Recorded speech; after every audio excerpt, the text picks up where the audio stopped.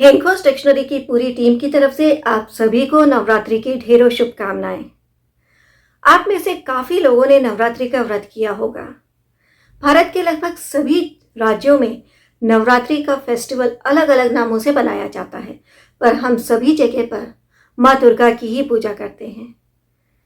आपने देखा भी होगा कि माँ दुर्गा ने अपने हाथों में कई तरह के अस्त्र शस्त्र धारण किए हुए रहते हैं। क्या आप जानते हैं उन अस्त्र शस्त्रों को इंग्लिश में क्या कहते हैं? जैसे धनुष्मान, तलवार, चक्र, खड़ग। हम लोग गाते भी हैं खड़ग खप्पर धारी। खड़ग, इन सबको इंग्लिश में क्या कहते हैं?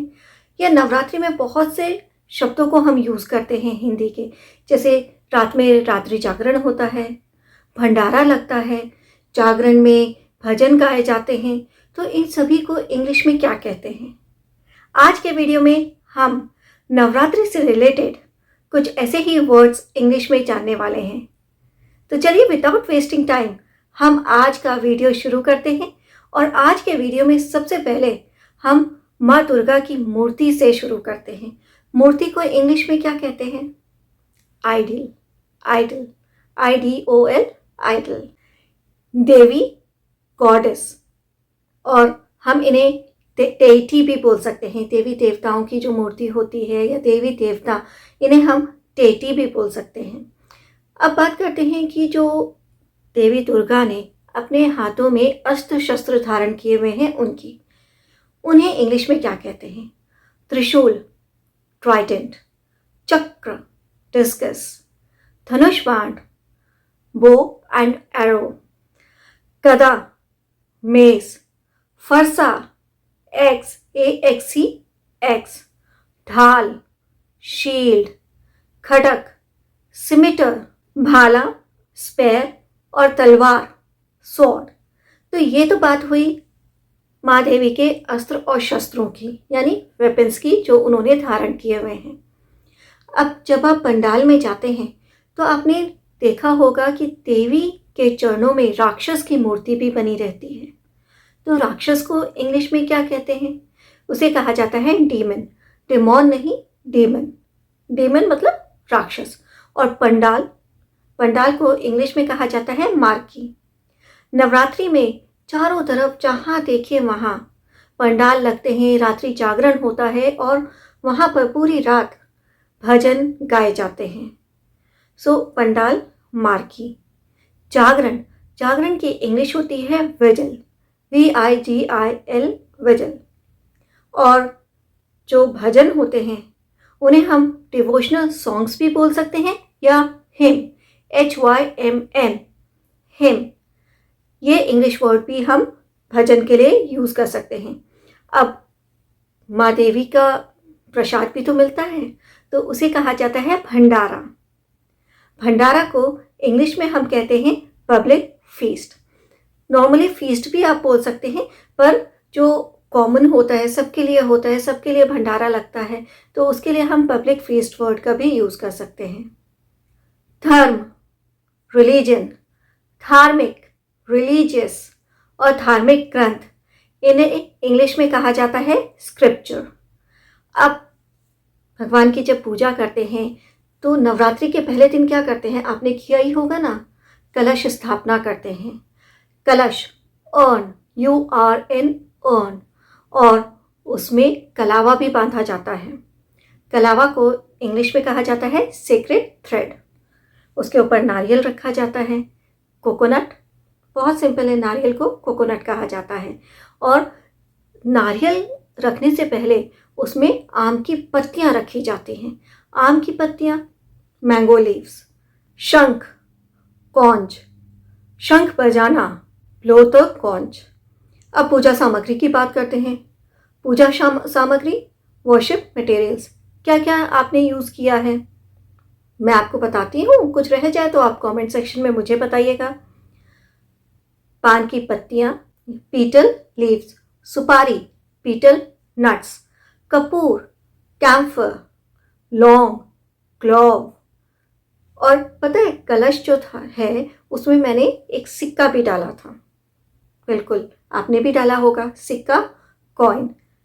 हल्दी, टर्मरिक, चावल, राइस, ये सब मैंने ना कलश के अंदर डाला था पानी में, राइट। फिर उसके अलावा और क्या होता है हमारी पूजा की थाली में? रुई की पत्ती, कॉटन विग, घी, क्लैरिफाइड बटर, अगरबत्ती। अगरबत्ती को इंग्लिश में कहा जाता है इंसेंस स्टिक। कुछ लोग पूजा करते समय जनेऊ भी पहनते हैं। जनेऊ को इंग्लिश में बोलते हैं कॉन्सिक्रेटेड थ्रेड। तुलसी के पत्ते, बेसिल लीव्स, सिंदूर, वर्मेलियन, धूप। एक तो अगरबत्ती भी लगाते हैं, दूसरा धूप भी होता है।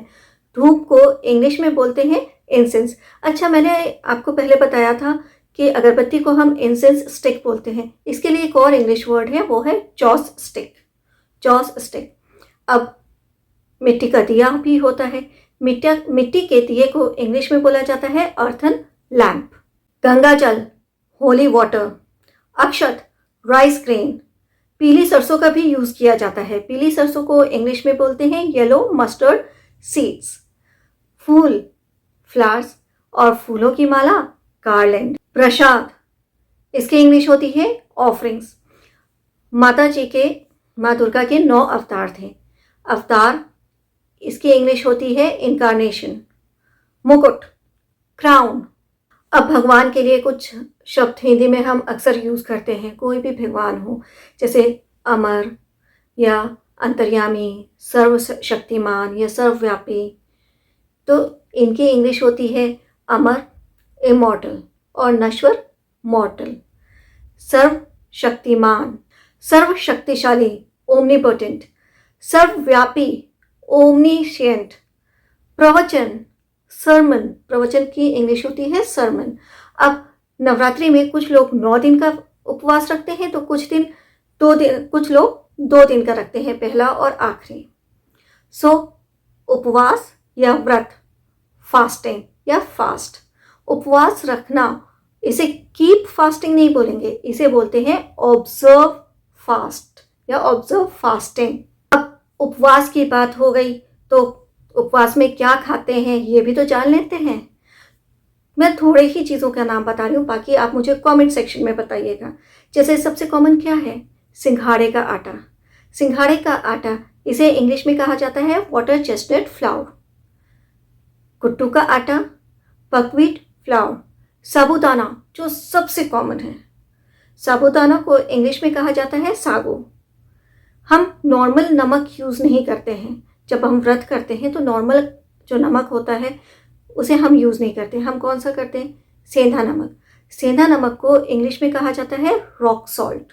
मूंगफली, पीनट्स, आलू, पोटैटो, फिर शकरकंदी भी खाया जाता है, इसे कहा जाता है स्वीट पोटैटो। फल तो सभी खाए जाते हैं। फल को इंग्लिश में क्या कहते हैं? Fruits.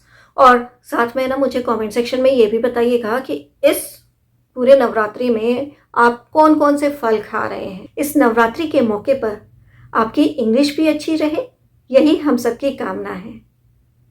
So I am sure आपको आज का वीडियो अच्छा लगा होगा, आपके लिए इंटरेस्टिंग होगा और इन्फॉर्मेटिव भी होगा। अगर आपको आज का वीडियो अच्छा लगा तो इसे लाइक करें और शेयर भी ज़रूर करें।